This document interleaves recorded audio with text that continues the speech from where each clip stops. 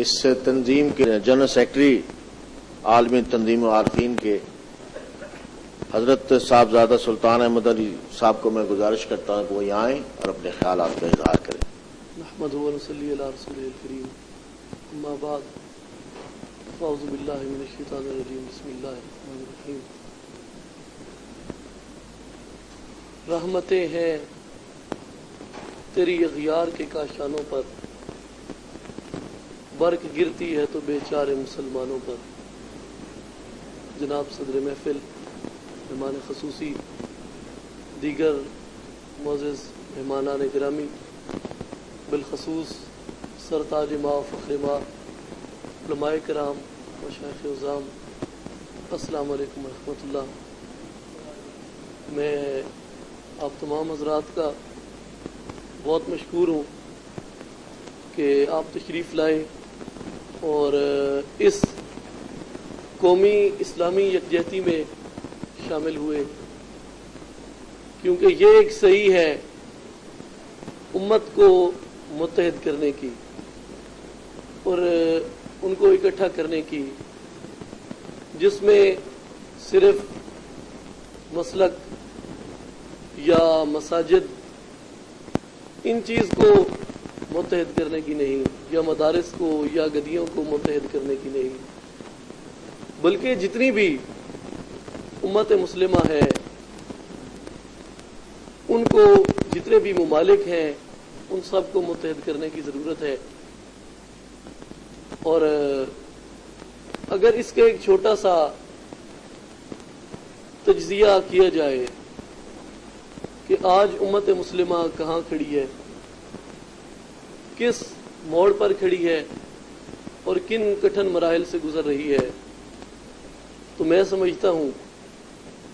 بڑے ہی شرم سے اور جھکے سر سے مجھے یہ بات کرنی پڑتی ہے کہ زوال پذیری کے لیے جتنے ہتھیار اوزار درکار ہوتے ہیں اور جتنے بھی چیزیں اور جتنی بھی اشیاء زوال کی طرف جانے کے لیے درکار ہوتی ہیں، چاہیے ہوتی ہیں، بڑی یہ ہماری بدقسمتی ہے کہ وہ تمام کی تمام ہمارے اندر موجود ہیں۔ اور اس کا رزلٹ آج ہمارے سامنے ہے کہ جتنی تباہی مسلمانوں میں ہو رہی ہے، اگر ہم تھوڑا سا پیچھے جائیں کہ قبل از مسیح جتنے بھی تہذیب یافتہ اقوام تھیں اور جتنے بھی تہذیب یافتہ لوگ تھے، ان کا اگر ہم ایک چھوٹا سا جائزہ لیں اور ایک لمحے کے لیے اگر ہم یہ تصور کر لیں کہ وہ جتنی بھی تہذیبیں تھیں یا وہ جتنے بھی لوگ تھے، ان کو اگر ہم یہ سوچ لیں کہ وہ ہمارے نبی آقا علیہ الصلوۃ والسلام کے امتی تھے، تو میں سمجھتا ہوں کہ ہمیں آج کے جو انتشار ہمارے اندر موجود ہے اور جس قسم کی قیادتیں ہمارے اندر ہیں، ان سے وہ بہت احسن بلکہ مکمل نظر آتے ہیں۔ اور کوئی بھی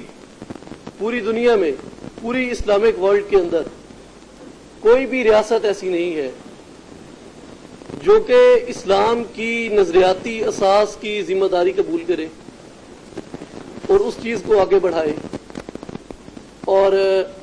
جو تخیل اور جو تصور بحیثیت ریاست آقا علیہ الصلوۃ والسلام نے پیش فرمایا اس کے اوپر مکمل آئے، تو اس کا بھی ہمیں کوئی نہیں ملتا۔ اس کے دو ہی الزام ٹھہرائے جاتے ہیں کہ ہماری دو قسم کی قیادتیں آئیں اور ان قیادتوں نے آ کر خرابی کی۔ شروع سے لے کے اب تک، یعنی اسلام کے جب سے زوال کا سفر شروع ہوا ہے، اس وقت سے لے کے اب تک دو قسم کے لوگ ہیں جو ہماری قیادت میں آئے، جنہوں نے ہماری قیادت کی۔ ایک کو لبرل کہا جاتا ہے اور دوسروں کو مذہبی کہا جاتا ہے۔ لبرل کو اگر ہم دیکھیں یا لبرل کے اگر ہم اوپر بات کرتے ہیں تو لبرل تو ویسے بھی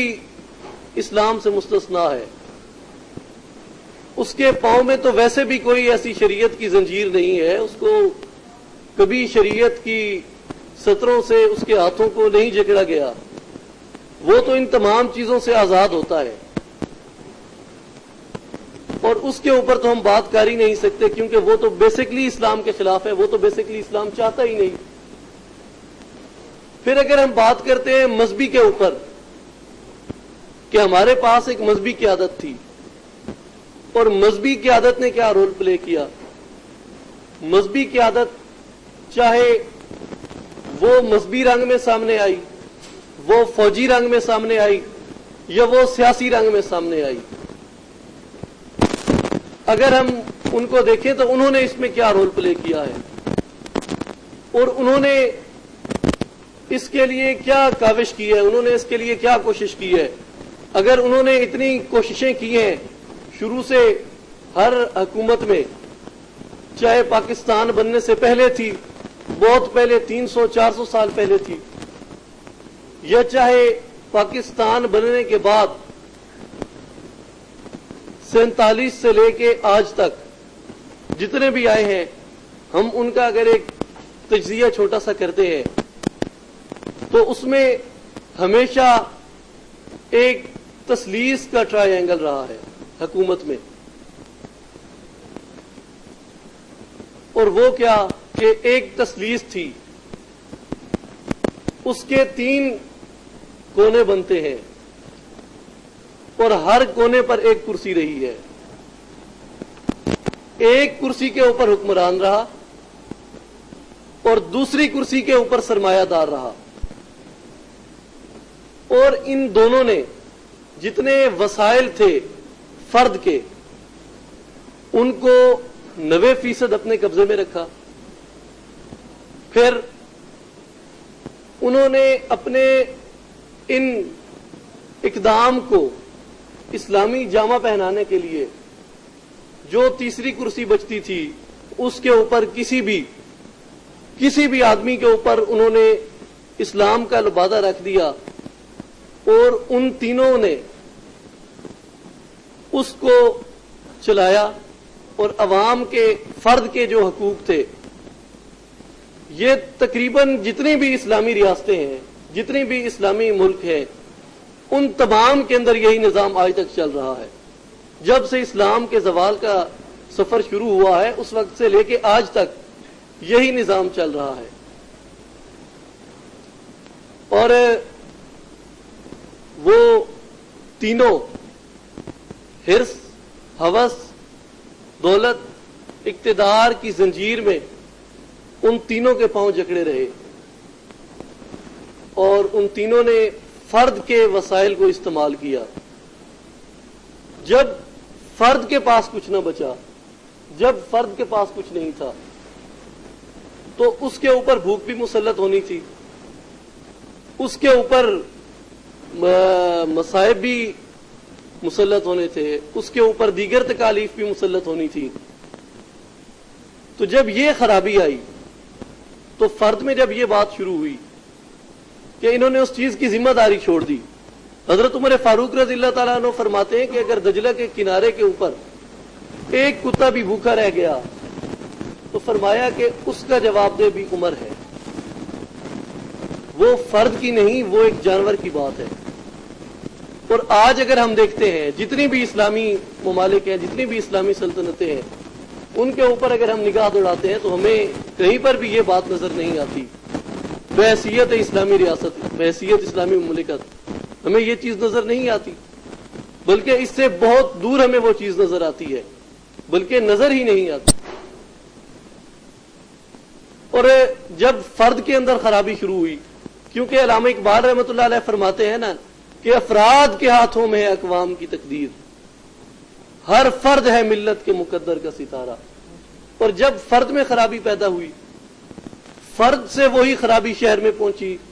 شہر سے پھر وہی خرابی وہ خطے میں پہنچی, خطے سے وہی خرابی سلطنت میں پہنچی. جب ایک سلطنت خراب ہوئی